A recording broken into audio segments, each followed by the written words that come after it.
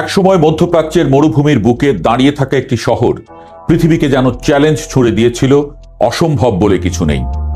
এই শহরের নাম দুবাই, যেখানে মরুভূমির বালু কংক্রিটে বদলে গেছে, যেখানে আকাশ ছোঁয়া ভবন মানুষের উচ্চাকাঙ্ক্ষার প্রতীক হয়ে উঠেছে। চাইলেই তৈরি করছে বৃষ্টি, রাস্তা জুড়ে শেখদের দামি গাড়ি। একটু বাজেট বাড়লেই যে শহর হানিমুনের গন্তব্য হয়ে যায়, যেখানে বুর্জ আল খলিফা শুধু একটি ভবন নয়, একটি যুগের অহংকার। এ যেন পৃথিবীর বুকে এক টুকরো কৃত্রিম স্বর্গ। কিন্তু ইতিহাসের এক অদ্ভুত নিয়ম আছে, যত উঁচুতে ওঠা যায় পতনের ভয়ও তত বড় হয়।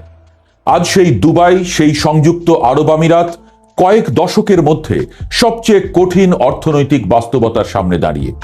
কারণ যুদ্ধ কখনো শুধু যুদ্ধক্ষেত্রে সীমাবদ্ধ থাকে না, তার ঢেউ পৌঁছে যায় ব্যাংক, শেয়ার বাজার, বিমানবন্দর, হোটেল এবং মানুষের ভবিষ্যৎ পর্যন্ত। ইরানকে ঘিরে যুক্তরাষ্ট্র এবং ইসরায়েলের সংঘাত এখন আর শুধু সামরিক ঘটনা নয়, এটি হয়ে উঠেছে অর্থনৈতিক ভূমিকম্প। আর সেই ভূমিকম্পের সবচেয়ে বেশি কাঁপছে যে দেশগুলো, তার একটি হলো সংযুক্ত আরব আমিরাত। গত এক মাসে দুবাই ও আবুধাবির শেয়ার বাজার থেকে উধাও হয়েছে প্রায় $120 বিলিয়ন। সংখ্যা শুনতে বড় লাগলেও এর প্রকৃত অর্থ আরো ভয়ঙ্কর। শেয়ার বাজার আসলে অর্থনীতির আয়না। সেখানে পতন মানে শুধু কোম্পানির ক্ষতি নয়, আস্থার পতন। দুবাইয়ের বাজার সূচক 28 ফেব্রুয়ারি থেকে প্রায় 16% নেমে গেছে। আবুধাবির তুলনায় এই পতন দ্বিগুণেরও বেশি। বিনিয়োগকারীরা হঠাৎ বুঝতে শুরু করেছে যে দেশকে এতদিন নিরাপদ আশ্রয় মনে করা হতো, সেটিও যুদ্ধের বাইরে নয়। মধ্যপ্রাচ্যের অস্থিরতার মাঝেও আমিরাত নিজেকে আলাদা রাখতে পেরেছিল 2 দশক ধরে। কিন্তু এবার যুদ্ধ তাদের দরজায় এসে কড়া নাড়ছে। যুদ্ধের সবচেয়ে বড় প্রভাব আসে ভয় থেকে, আর ভয় তৈরি হয় দৃশ্য থেকে। মার্চ পর্যন্ত ইরান থেকে ছোঁড়া হয়েছে শত শত ব্যালিস্টিক ক্ষেপণাস্ত্র ও হাজারেরও বেশি ড্রোন। অধিকাংশ প্রতিহত হলেও বাস্তবতা হলো দুবাই ও আবুধাবির গুরুত্বপূর্ণ স্থাপনাগুলো ক্ষতিগ্রস্ত হয়েছে। যখন বিশ্বের ধনী মানুষ দেখে যে বিলাসবহুল দ্বীপ, পাম জুমেইরা কিংবা আন্তর্জাতিক বিমানবন্দরও নিরাপদ নয়, তখন তাদের প্রথম সিদ্ধান্ত হয় টাকা নিয়ে ভাগো। কারণ বিনিয়োগ সাহসের উপর নয়, নিরাপত্তার উপর দাঁড়িয়ে থাকে। সৌদি আরবের মতো শুধু তেলের উপর নির্ভরশীল ছিল না আমিরাত। তারা ভেবেছিল ভবিষ্যৎ তৈরি হবে 4 স্তরে: পর্যটন, আবাসন, লজিস্টিক্স এবং আর্থিক সেবা। এই বৈচিত্র্যই ছিল তাদের শক্তি। কিন্তু যুদ্ধ দেখিয়ে দিল এই বৈচিত্র্যই তাদের দুর্বলতা। তেলের দাম বাড়লে কিছুটা লাভ করে, কিন্তু পর্যটক না এলে, ফ্লাইট বন্ধ হলে, বিদেশি কর্মীরা চলে গেলে দুবাইয়ের অর্থনীতি একসঙ্গে চারদিক থেকে ধাক্কা খায়। এ যেন 4 পায়ের টেবিলের সবকটি পা একসঙ্গে কাঁপা শুরু করেছে। দুবাইয়ের রিয়েল এস্টেট ছিল বিশ্বের ধনীদের খেলাঘর। 2025 সালের শেষ দিকে যার লেনদেন $147 বিলিয়ন ছাড়িয়েছিল, সেই বাজার এখন সংকুচিত। রিয়েল এস্টেট সূচক নেমেছে 16%, লেনদেন কমেছে প্রায় 37%। বিক্রি বাড়াতে সম্পত্তি 10 থেকে 15% কম দামে ছাড়তে হচ্ছে। বুর্জ খলিফার নির্মাতা এমআর প্রপার্টিজের শেয়ার 25% পড়ে যাওয়া শুধু একটি কোম্পানির গল্প নয়, এটি পুরো স্বপ্ন অর্থনীতির ফাটল। যে শহরে মানুষ ভবিষ্যতের জন্য বাড়ি কিনত, এখন সেখানে মানুষ ভবিষ্যৎ নিয়ে সন্দিহান। দুবাইয়ের অর্থনীতির হৃদস্পন্দন হল পর্যটন। 2025 সালের 2 কোটিরও বেশি বিদেশি পর্যটক এসেছিল। কিন্তু যুদ্ধ শুরু হওয়ার পর সেই প্রবাহ থমকে গেছে।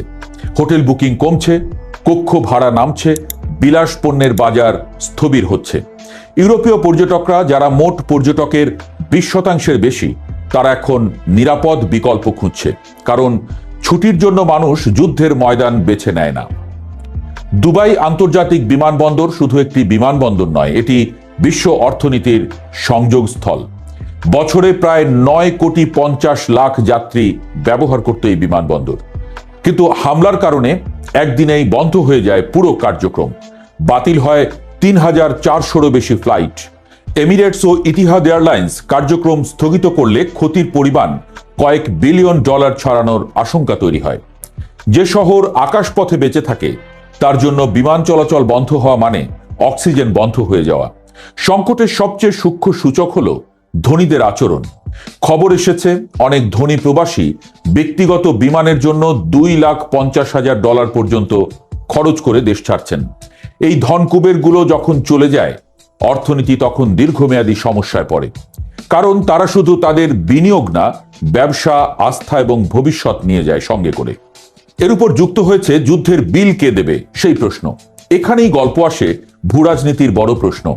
যুক্তরাষ্ট্র ইঙ্গিত দিচ্ছে ইরানের বিরুদ্ধে যুদ্ধের খরচ মধ্যপ্রাচ্যের দেশগুলোকে বহন করতে হতে পারে। 1990 সালের উপসাগরীয় যুদ্ধের মতো আবারও মিত্রদের অর্থায়নের ধারণা সামনে আনা হচ্ছে। মানে একেবারে পরের মাথার উপরে কাঁঠাল ভেঙে খাওয়া যাকে বলে। যুদ্ধের প্রথম 6 দিনেই খরচ হয়েছে $1130 কোটি। 12তম দিনে তা $1650 কোটি ছাড়িয়েছে। এখন যুদ্ধ 30 দিনের বেশি পার করেছে, অর্থাৎ বিল ক্রমেই ফুলছে এবং প্রশ্ন উঠছে, যুদ্ধ ওয়াশিংটন শুরু করলেও দাম কি দেবে দুবাই? ইরান কার্যত হরমুজ প্রণালী বন্ধ করে দেওয়ায় বিশ্বজুড়ে জ্বালানির দাম বেড়েছে। যুক্তরাষ্ট্রে পেট্রোলের দাম $1 পর্যন্ত বেড়ে গেছে। বিশ্ব অর্থনীতির প্রতিটি চাকা এই প্রণালীর উপর নির্ভরশীল। ফলে যুদ্ধ শুধু মধ্যপ্রাচ্যের সমস্যা নয়, এটি বৈশ্বিক অর্থনৈতিক সংকটের বীজ। দুবাই বহু বছর ধরে নিজেকে একটি গল্প হিসেবে বিক্রি করেছে, স্থিতিশীলতা, নিরাপত্তা, বিলাসিতা। কিন্তু যুদ্ধ সেই গল্পে ফাটল ধরিয়েছে। সরকার প্রচারণা চালিয়ে আস্থা ফেরানোর চেষ্টা করছে, কিন্তু অর্থনীতি বিজ্ঞাপনে নয়, বাস্তবতায় চলে। যখন ক্ষেপণাস্ত্রের ভিডিও শেয়ার করলেই জরিমানা বা কারাদণ্ডের হুমকি আসে, তখন বোঝা যায় রাষ্ট্র ইমেজ বাঁচাতে লড়ছে। মরুভূমির শহরের নতুন পরীক্ষা। ইতিহাসে অনেক শহর যুদ্ধের কারণে ধ্বংস হয়নি, বরং আস্থাহীনতার কারণে ভেঙে পড়েছে। আজ সংযুক্ত আরব আমিরাত ঠিক সেই সন্ধিক্ষণে দাঁড়িয়ে। $120 বিলিয়ন ক্ষতি হয়তো সাময়িক, শেয়ার বাজার আবার উঠতেও পারে, কিন্তু সবচেয়ে বড় প্রশ্ন অর্থের নয়, বিশ্বাসের। দুবাই কি আবার নিজেকে নিরাপদ স্বপ্নের শহর হিসেবে প্রমাণ করতে পারবে, নাকি এই যুদ্ধ দেখিয়ে দিল গ্লোবালাইজেশনের যুগে কোনো বিলাসবহুল শহরই আসলে যুদ্ধ থেকে দূরে নয়? মরুভূমির বুকে দাঁড়িয়ে থাকা আকাশচুম্বী ভবনগুলো এখনো আলো ঝলমলে, কিন্তু সেই আলোর নিচে প্রথমবারের মতো দেখা যাচ্ছে এক অদৃশ্য ছায়া। দেখা যাক কিভাবে বাঁচায় নিজেকে এই রাষ্ট্রটি।